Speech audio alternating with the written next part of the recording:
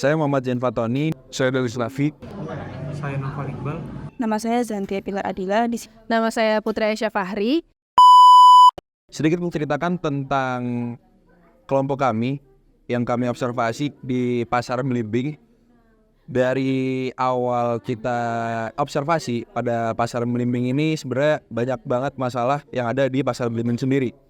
Tetapi dari sekian banyaknya hal yang emang bisa kita buat untuk jadi suatu rancangan, yaitu yang sekarang kami sedang lakukan, yaitu perbaikan usulan workstation dari kios daging Bu Etik. Dari sebelum itu sebenarnya kita juga mendapatkan beberapa studi kasus yang ada di Pasar Belimbing sendiri, yang mungkin dari awal adanya lahan parkir yang kurang jelas di Pasar Belimbing, dan juga jalanan di depan Pasar Belimbing yang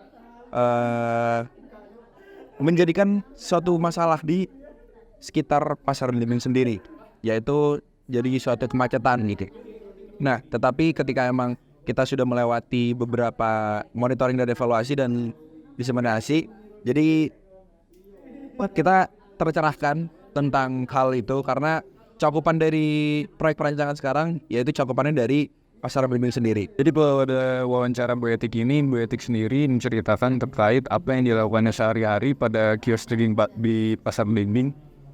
Bu Etik sendiri mengalami cedera bagian pinggang dan bagian bahu, yaitu pegal-pegal dan nyeri.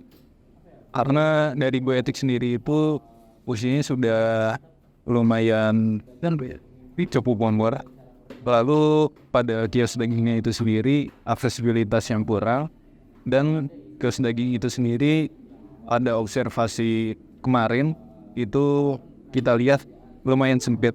Jadi langkah selanjutnya adalah setelah menentukan masalah pada langkah sebelumnya, maka pada kali ini adalah kita menentukan apa kebutuhan dari Ibu Etik terkait dengan masalah yang ada sebelumnya. Setelah kita melis apa kebutuhan yang menjadi urgensi bagi Ibu Etik, kemudian kita merancang alternatif desain berdasarkan kebutuhan dari yang ditentukan sebelumnya. Untuk pelaksanaan perancangan kebutuhan desain itu, kita rangkaian lokal adalah pertama mengukur dari workstation atau mungkin meja kerja dari Ibu Etik. Kemudian setelah mengukur dari workstationnya, kita kemudian membuat rancangan desainnya menggunakan aplikasi SketchUp kurang lebih selama 4 sampai 5 hari. Berdasarkan pengerjaan SketchUp yang telah dilakukan, kelompok kami mengembangkan satu alternatif desain yang kemudian kami paparkan pada proses monitoring dan evaluasi 2.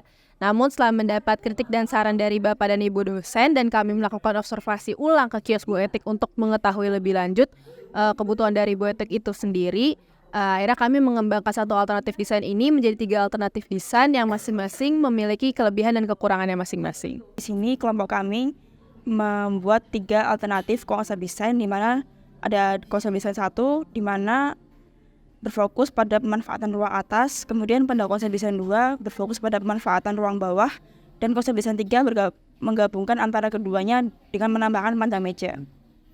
Dari hasil diskusi bersama kelompok kami memilih konsep desain 2 karena konsep desain 2 memiliki keseimbangan dalam segi aksesibilitas dan efisiensi dalam pemanfaatan penyimpanan ruangan maupun kemudahan Bu Etik dalam mengambil barang serta melakukan penggantian stok.